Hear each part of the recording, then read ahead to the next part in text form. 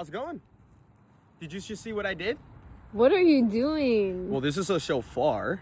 And honestly, it's just, something that, the bonds and the bots, the sons and daughters of Yah, who are now in the kingdom of Yisrael, the ones who are now grafted into Yisrael, according to the abba and the shamayim, to, blow these shofars, in celebratory, to celebrate, the new biblical months, and honestly, even more importantly, the new biblical years. And today, I'll put a picture right up here of a picture that I took near my house earlier today that showed the crescent moon, which signifies, around the springtime when the new biblical year is, because nowhere in the Bible did it say, all these months, that were all Americanized according to the Gregorian calendar going from January to December. No.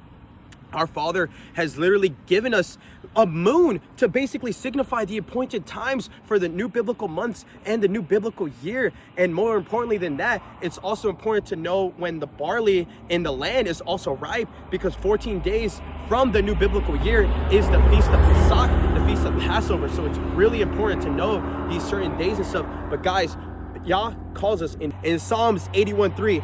It says, blow a shofar in the new moon, in the covering for the day of our festival. And if we go on to a couple chapters after that, in Psalms 104, verse 19, he says, he made the moon for appointed times.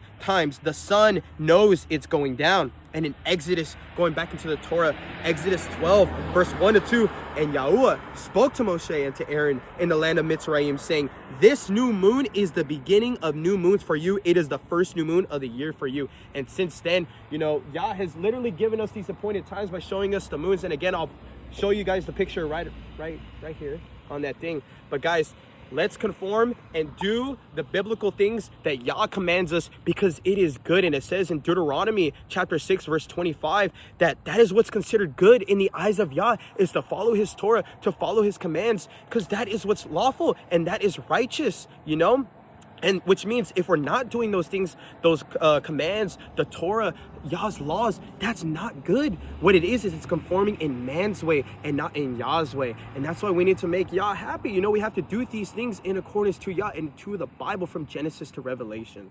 So that is why I blow the shofar. Hey, blow it with me.